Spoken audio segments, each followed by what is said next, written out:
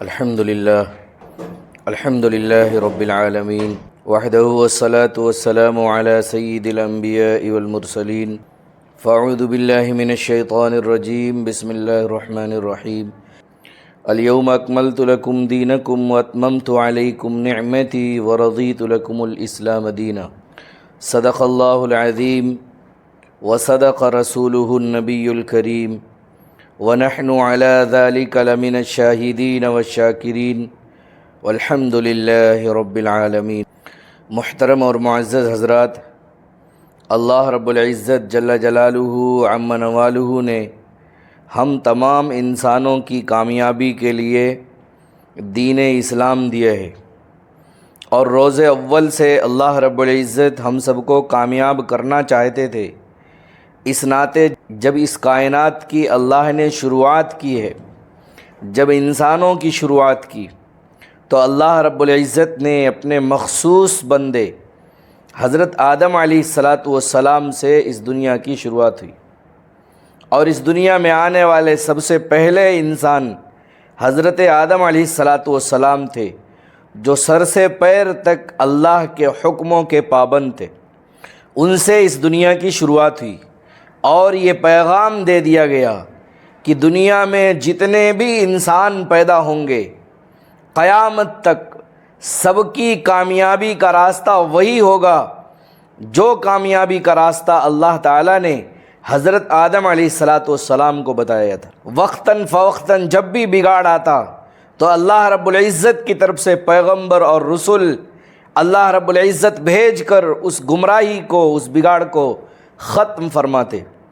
یہ سلسلہ چلتے چلتے آخری پیغمبر خاتم النبیین فخر الرسل جناب محمد الرسول اللہ صلی اللہ علیہ وسلم تک پہنچے، اور نبی علیہ السلام نے انتھک محنت اور کوششیں کر کے صحابہ رضی اللہ عنہم اجمعین کی ایک ایسی جماعت کھڑی کی کہ جس جماعت نے پوری دنیا میں دین اسلام کا ڈنکا بجا دیا، جس جماعت نے زندگی گزارنے کا سلیقہ سکھا دیا، جس جماعت نے بزنس کرنے کا طریقہ سکھا دیا، نبی علیہ السلام کی بنائی ہوئی اس جماعت نے رہن سہن اور جینے کا ڈھنگ سکھا دیا۔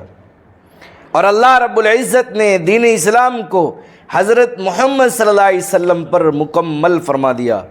جو دین اسلام حضرت آدم علیہ السلام سے شروع ہوا تھا، اس کی تکمیل اللہ رب العزت نے حضرت محمد مصطفیٰ صلی اللہ علیہ وسلم پر فرما دی۔ اب دین اسلام مکمل ہو چکا ہے، اس دین اسلام سے اللہ پوری طرح سے راضی ہے۔ اب اس دین اسلام میں کسی بھی طرح کی ذرہ کے برابر بھی کمی اور بیشی کی گنجائش باقی نہیں ہے۔ دین اسلام پوری طرح سے مکمل ہے، اور یہی دین اسلام جس کی زندگی میں ہوگا وہی شخص کامیاب ہوگا۔ ان الدین عند اللہ الاسلام، وہ دین اسلام جس دین اسلام کو حضرت محمد صلی اللہ علیہ وسلم نے 1.25 لاکھ صحابہ پر پیش کیا تھا، اور 1.25 لاکھ صحابہ نے اپنی زندگیوں میں داخل کیا تھا، وہی دین اسلام جس کی بھی زندگی میں ہوگا تو وہ شخص دنیا اور آخرت کی کامیابی کا حقدار ہوگا۔ لہٰذا دنیا کی بھی کامیابی، آخرت کی بھی کامیابی، اللہ رب العزت نے قرآن کریم میں جگہ جگہ ان باتوں کا ذکر فرمایا ہے۔ من عمل صالحا من ذکر او انثى وهو مؤمن فلنحيينه حیاتا طیبہ، کہ اللہ رب العزت اس شخص کو جس نے نیک عمل کیے، نبی صلی اللہ علیہ وسلم کے طریقے پر زندگی گزاری، نبی کی اتباع کی، اللہ کے حکموں پر چلا، چاہے مرد ہو یا عورت ہو، بس شرط یہ ہے کہ وہ مومن ہو، شرط یہ ہے کہ اللہ پر، اللہ کی قدرتوں پر، اس کی بنائی ہوئی مخلوق پر، جنت جہنم پر، فرشتوں پر، تمام پیغمبروں پر، مرنے کے بعد دوبارہ زندہ کیے جانے پر، اچھی بری تقدیروں پر، جنت اور جہنم پر، اللہ کے فیصلوں پر، اس کی قدرتوں پر یقین رکھتا ہو، یہ شرط ہے۔ اور پیغمبر آخر حضرت محمد صلی اللہ علیہ وسلم کو آخری پیغمبر سمجھتا ہو، یہ ایمان جس کی بھی زندگی کے اندر موجود ہوگا، اگر وہ شخص نیک عمل کرے گا، چاہے مرد ہو یا عورت ہو، تو اللہ رب العزت نے قرآن مجید میں فرمایا فَلَنُحْيِيَنَّهُ حَيَاةً طَيِّبَةً، اس کی دنیا کی زندگی کو خوشگوار بنایا جائے گا۔ علماء نے اس آیت کی اور اس لفظ کی فَلَنُحْيِيَنَّهُ حَيَاةً طَيِّبَةً جو تشریح کی ہے وہ یہی ہے کہ دنیا کی زندگی خوشگوار بنائی جائے گی، دنیا کی زندگی میں چین، سکون، عزت، عافیت، رحمت، برکت، یہ فرداً فرداً ہر شخص کی زندگی میں داخل کر دیا جائے گا۔ اور یہی آخری کامیابی نہیں ہوگی، بلکہ اس کے بعد ہمیشہ ہمیشہ کی جو دوبارہ زندگی شروع ہوگی، مرنے کے بعد دوبارہ جو زندگی شروع ہوگی، وہ ہمیشہ ہمیشہ کی کامیابی ہوگی، اور وہ کامیابی یہ ہوگی کہ اسے جنت میں داخل کر دیا جائے گا۔ اور اس کے علاوہ وَمَن يَبْتَغِ غَيْرَ الْإِسْلَامِ دِينًا فَلَن يُقْبَلَ مِنْهُ، اس کے علاوہ جس شخص نے دین اسلام کو چھوڑ کر زندگی گزاری ہوگی، دین اسلام سے ہٹ کر زندگی گزاری ہوگی، اپنے مرضی کے مطابق زندگی گزاری ہوگی، شیطان کی پیروی کی ہوگی، تو ایسے شخص کا کل قیامت کے دن اس کا حشر بہت ہی خسارے میں اور نقصان اٹھانے والے لوگوں کے ساتھ ہوگا۔ اللہ نے فرمایا وَمَن يَبْتَغِي غَيْرَ الْإِسْلَامِ دِينًا فَلَن يُقْبَلَ مِنْهُ، کہ جو شخص دین اسلام سے ہٹ کر زندگی گزارے گا، مرنے کے بعد اس کا حشر نقصان اٹھانے والے لوگوں میں ہوگا، جو خسارے میں پڑے ہوئے لوگ ہوں گے۔ ایسے شخص کا حشر قارون کے ساتھ، فرعون کے ساتھ، نمرود کے ساتھ، شداد کے ساتھ، ایسے تمام برے لوگوں کے ساتھ ہونے والے ہیں، کیونکہ دین اسلام سے ہٹ کر زندگی گزاری ہوگی۔ لہٰذا جس کی زندگی میں دین اسلام نہیں ہوگا، وہ دنیا میں بھی چین سکون کی زندگی نہیں گزار سکتا، اور آخرت میں ہمیشہ ہمیشہ کی جہنم ہوگی۔ دین اسلام کچھ اور چیز نہیں ہے، دین اسلام اللہ کا حکم ہے، دین اسلام حضرت محمد صلی اللہ علیہ وسلم کا لایا ہوا پیارا طریقہ ہے۔ جس کی بھی زندگی میں اللہ کا حکم ہوگا، نبی کا طریقہ ہوگا، وہ دین اسلام پر چلنے والا ہے، وہی شخص مسلمان ہے اور وہی شخص کامیاب ہوگا۔ ہاں، یہ ہو سکتا ہے کہ دنیا میں نیک لوگوں پر کچھ آزمائشیں آ سکتی ہیں، لیکن اللہ ان کو بالکل ہلاک کر دے، برباد کر دے، ایسا نہیں ہوگا۔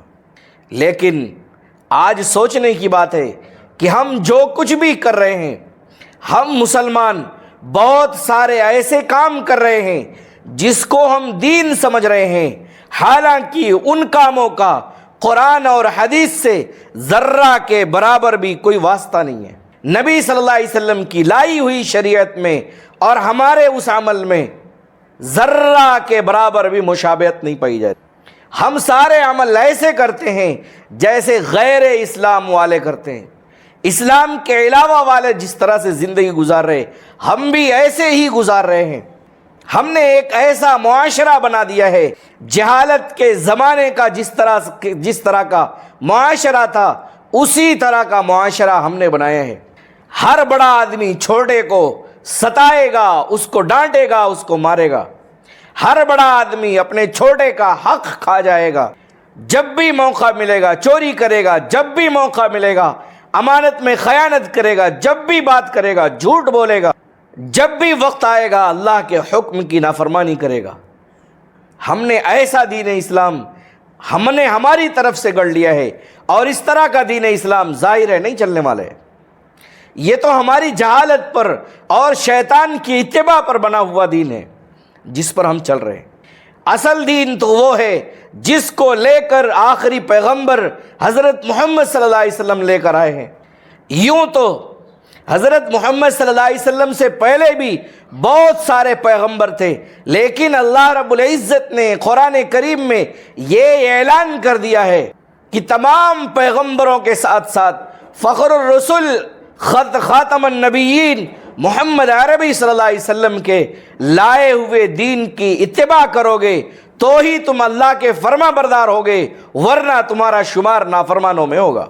من یطع الرسول فقد اطاع اللہ، جس شخص نے حضرت محمد صلی اللہ علیہ وسلم کی اطاعت کی، حضرت محمد صلی اللہ علیہ وسلم کے طریقے پر چلا، آپ کی کہی گئی باتوں پر عمل کیا، اصل میں وہی شخص اللہ کا فرمانبردار ہے۔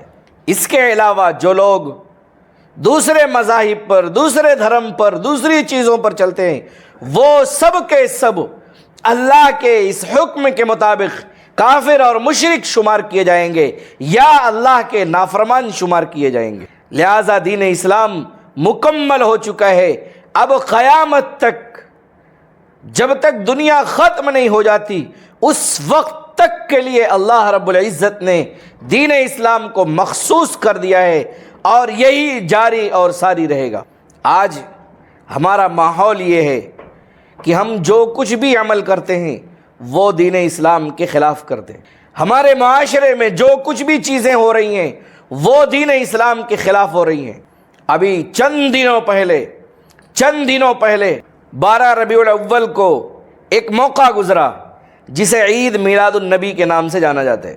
لوگ حوالہ دے رہے ہیں، بہت سارے لوگ اپنی تقریروں میں ادھر ادھر کی باتیں کرتے ہیں، اور باقاعدہ ویڈیوز بنا کر یہ ڈالا جاتا ہے کہ عید میلاد النبی بنانا شریعت ہے۔ حالانکہ شریعت حضرت محمد صلی اللہ علیہ وسلم شارع ہیں، اور ان کی بتائی ہوئی چیزیں ہی شریعت ہیں۔ شریعت ہونے کے لیے حضرت محمد صلی اللہ علیہ وسلم کے طریقے میں، آپ کی زندگی میں، صحابہ کی زندگی سے کسی بات کا ثبوت ہونا ضروری ہے۔ وہ ثبوت پیش کرتے، باقاعدہ اس طرح سے بیانات چلائے جاتے کہ نبی صلی اللہ علیہ وسلم جب پیدا ہوئے تو وہاں کافر اور مشرک لوگ تھے، لہٰذا ان کو نبی کی قدر کیا معلوم۔ جب نبی صلی اللہ علیہ وسلم ہجرت کر کے آئے تو مدینۃ المنورہ کے بچے اور بچیاں دف بجا کر اشعار پڑھا کرتی تھیں، طلع البدر علینا۔ نبی صلی اللہ علیہ وسلم کے ہجرت کے واقعے سے بھلا عید میلاد النبی سے کیا واسطہ؟ کیا وہ دن، جس دن نبی صلی اللہ علیہ وسلم ہجرت کر کے مدینۃ المنورہ پہنچے تھے، کیا اس دن یوم ولادت تھا؟ کیا اس دن نبی صلی اللہ علیہ وسلم کی پیدائش ہوئی تھی؟ بات کوئی ہو رہی ہے، حوالہ کچھ اور دیا جا رہا ہے۔ یہ شریعت نہیں ہو سکتا ہے۔ جلوس نکالنا، اس دن خصوصی انتظام کرنا، شریعت وہ ہے جو صحابہ کی زندگی سے ثابت ہے۔ جو چیزیں صحابہ کی زندگی سے ثابت نہیں ہیں، جن چیزوں کا صحابہ کی زندگی سے کوئی ثبوت نہیں ہے، آپ سوچو تو صحیح، ہجرت کے بعد نبی صلی اللہ علیہ وسلم کم و بیش 10 سال مدینۃ المنورہ میں تھے۔ ان 10 سالوں میں کیا ایک بار بھی صحابہ نے ایسا کیا؟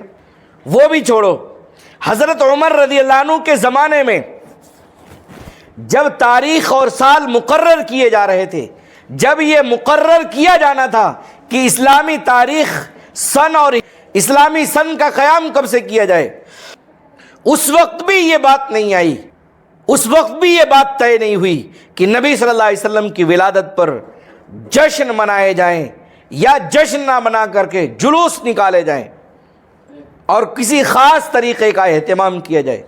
اس وقت بھی نہیں ہوا۔ حضرت عمر رضی اللہ عنہ کے پورے حکومت کے دور میں کبھی نہیں ہوا۔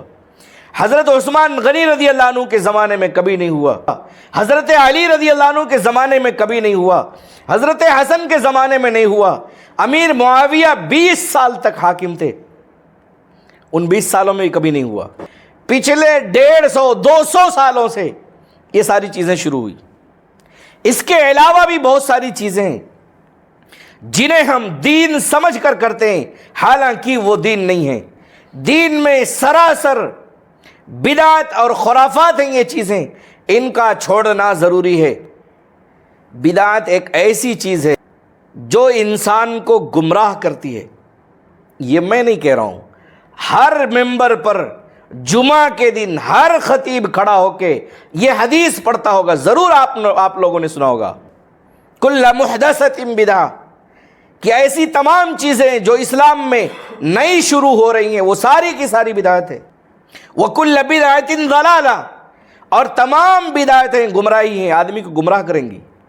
گمراہ کرنے کی وجہ ہے، وجہ یہ ہے کہ گناہ کو آدمی گناہ سمجھتا ہے، گناہ کرنے کے بعد بھی گناہ سمجھتا، اس ناطے اس سے کم چانس ہے کہ آدمی گمراہ ہو۔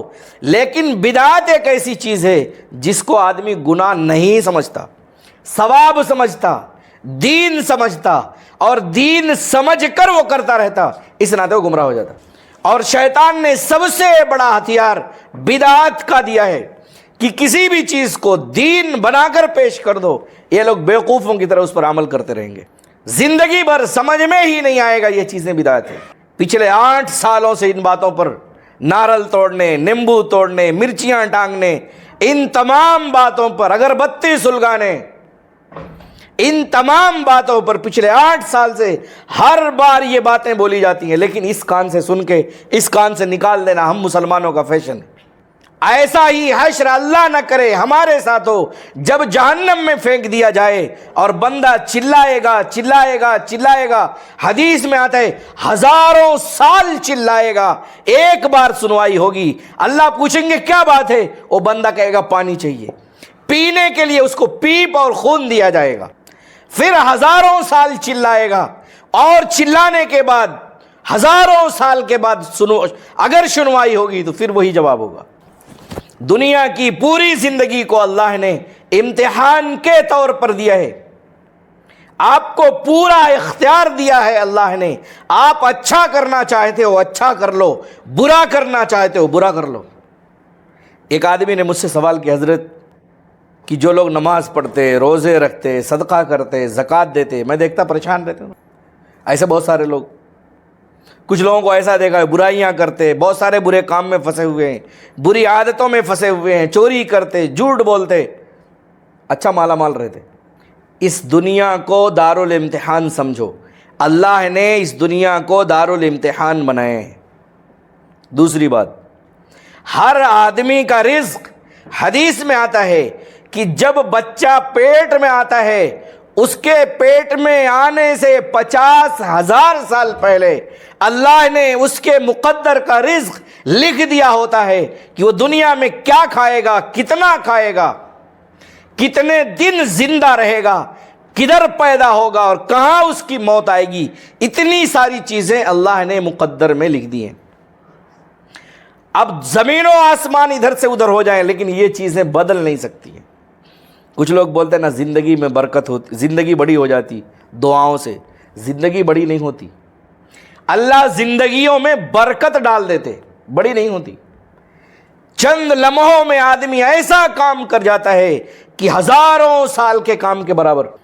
ہمارے ہاں ایک عالم ہوئے ہیں حضرت مولانا اشرف تھانوی رحمۃ اللہ علیہ، دہلی سے 200 کلومیٹر کے آس پاس ان کا یا 150 کلومیٹر ان کا گھر تھانہ بھون۔ حضرت مولانا اشرف علی تھانوی رحمۃ اللہ علیہ، مولانا اشرف تھانوی رحمۃ اللہ علیہ سے اللہ نے اتنا کام لیا، اتنا کام لیا، انہوں نے کم و بیش 2000 کتابیں لکھی۔ کتنے؟ پھر وہیں ایک کتاب ہے بہشتی زیور، وہ موٹی موٹی کتابیں ہیں، 2000 کے آس پاس کتابیں لکھی انہوں نے۔ کچھ علماء نے ریسرچ کیا کہ حضرت مولانا اشرف تھانوی رحمۃ اللہ علیہ نے جو کتابیں لکھی ہیں کیسے لکھی ہوں گی، تو ان کو ان کی زندگی پر ڈیوائیڈ کیا، اور 2000 کتابیں، زندگی کے ہر دن پر 100 پیج سے زیادہ تھا، ہر دن انہوں نے 100 پیج سے زیادہ لکھا ہے۔ حالانکہ 15 سال تو ظاہر ہے شعور ہی نہیں رہا ہوگا، 10-12 سال کے تو بچے رہے ہوں گے، پھر پڑھائی کیے ہوں گے، پھر پڑھائی کیے کر کے مدرسے میں عالم فاضل بنتے 18-19 سال عمر ہو گئی ہوگی، 20 سال، پھر ظاہر ہے رات میں سوئے بھی ہوں گے، لیکن ان کی زندگی کے ہر دن پر 100 پیج ڈیوائیڈ ہوئے۔ اب آپ سوچو اللہ نے کتنا کام لیا۔ تو اللہ عمر کو نہیں بڑھاتے بلکہ عمروں میں برکت ڈال دیتے ہیں، اس برکت کی وجہ سے آدمی کچھ زیادہ کام کر جاتا ہے، چند دنوں میں زیادہ کام کر جاتے ہیں۔ اس آدمی نے مجھ سے یہ بات کہی کہ برکت تو ادھر ہونی چاہیے تھی نیک کام کرنے والوں کی، برکت ہو رہی برائی کرنے والوں کی۔ پہلے میں نے بتا دیا رزق کا معاملہ اللہ نے طے کر دیا ہے، اچھائی اور برائی سے رزق کا کوئی لینا دینا نہیں ہے۔ اگر اچھائی اور برائی سے لینا دینا ہوتا کہ آدمی اچھا ہے تو اس کو سب سے زیادہ رزق دیا جائے گا، تو میں قسم اٹھا کر کہتا ہوں کہ آج کے اس دور میں علماء سے زیادہ اچھے لوگ نہیں ہیں۔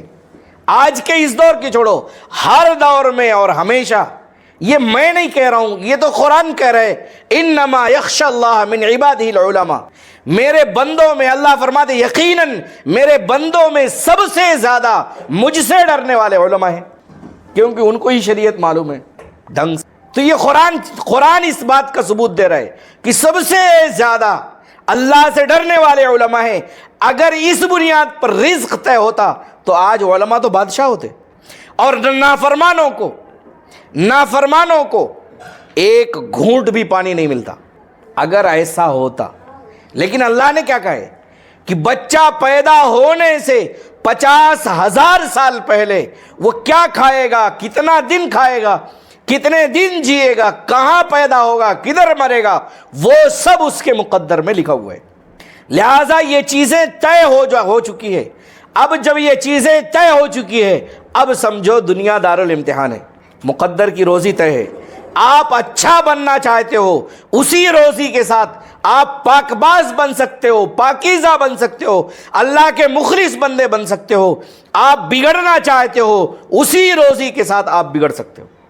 اللہ کے نافرمان ہو سکتے، مشرک ہو سکتے، زانی ہو سکتے، چور ہو سکتے، سب کچھ ہو سکتے، رزق تو وہی رہے گا۔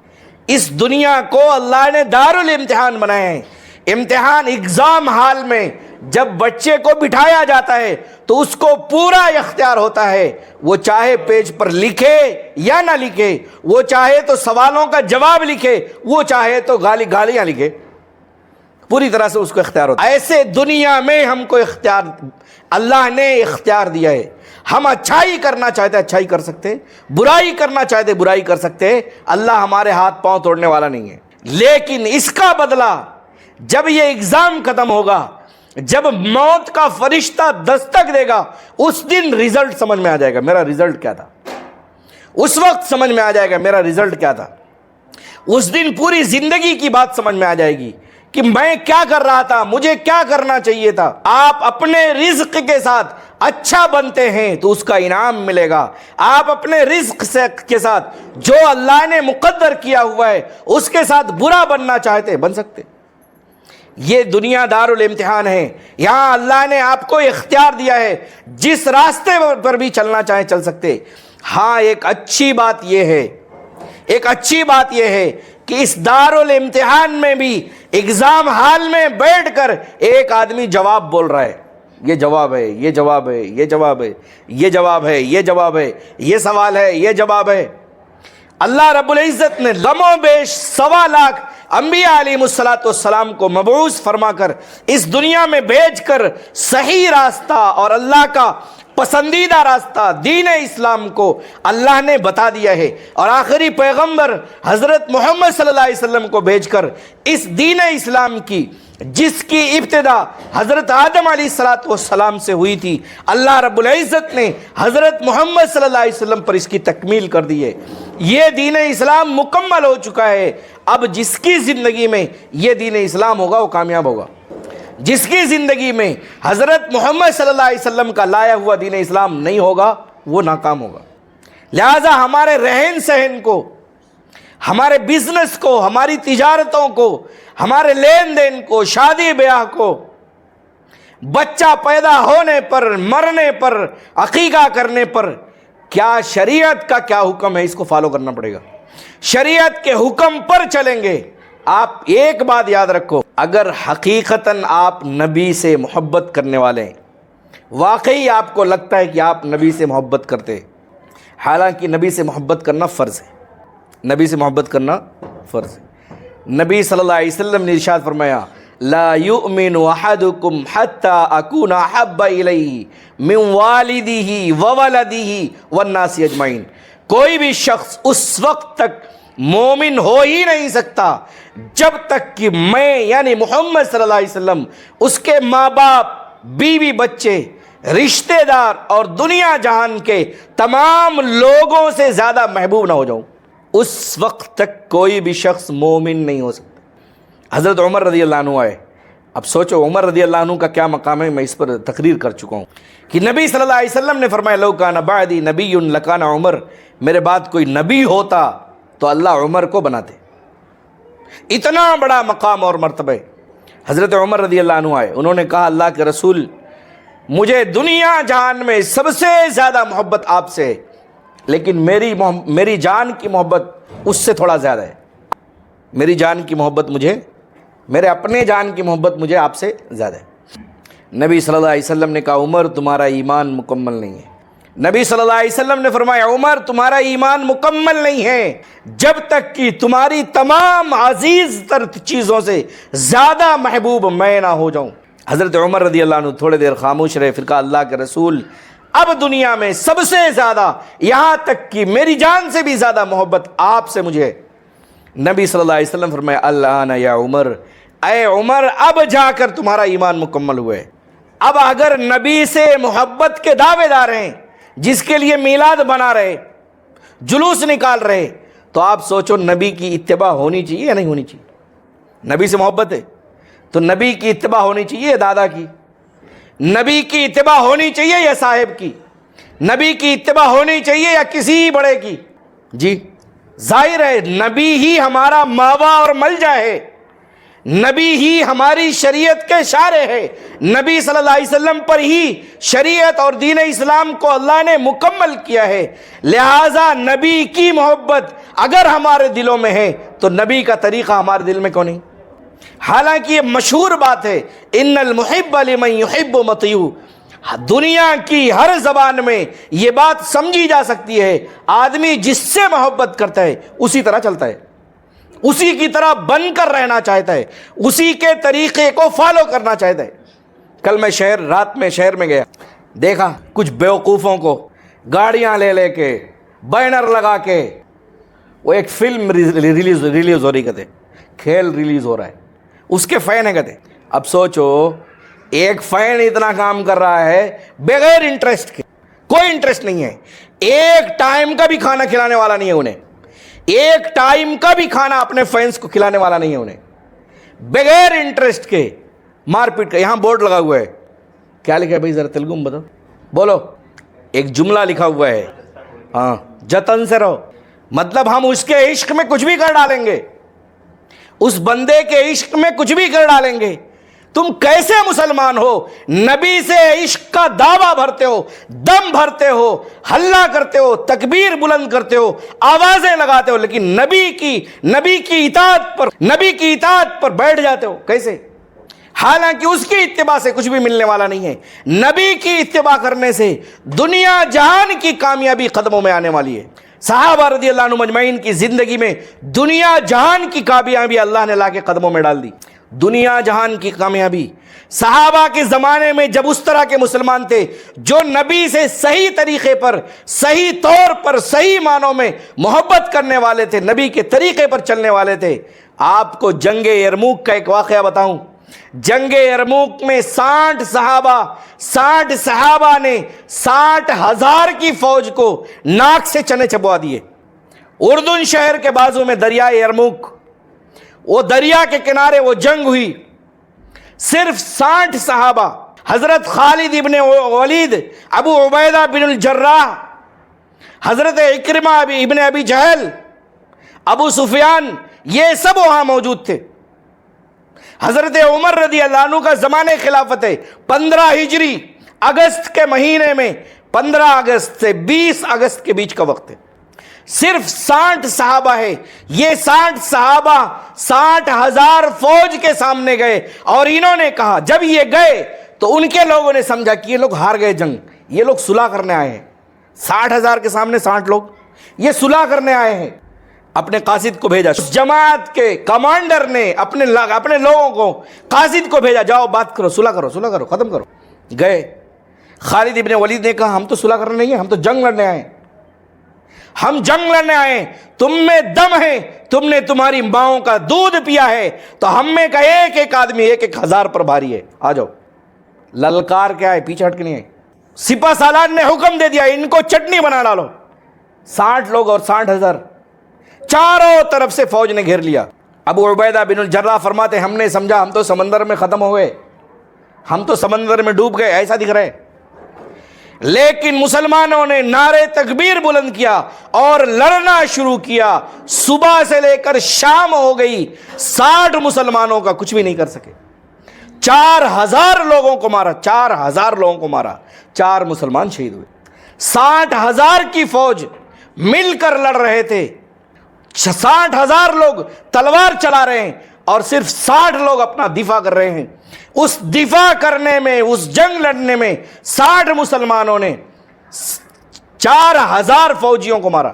4,000 پڑھو صحابہ کی زندگی، کیونکہ نبی صلی اللہ علیہ وسلم سے سچی محبت اور نبی کا صحیح طریقہ ان کی زندگیوں میں داخل تھا۔ نہ آج ہمارے پاس سچی محبت ہے، نہ صحیح طریقہ ہے، اس ناطے ہم ادھر سے بھی گئے ادھر سے بھی گئے، نہ خدا ہی ملا، نہ وصال صنم، نہ یہاں کے رہے نہ وہاں کے رہے۔ وآخر دعوانا الحمدللہ رب العالمین۔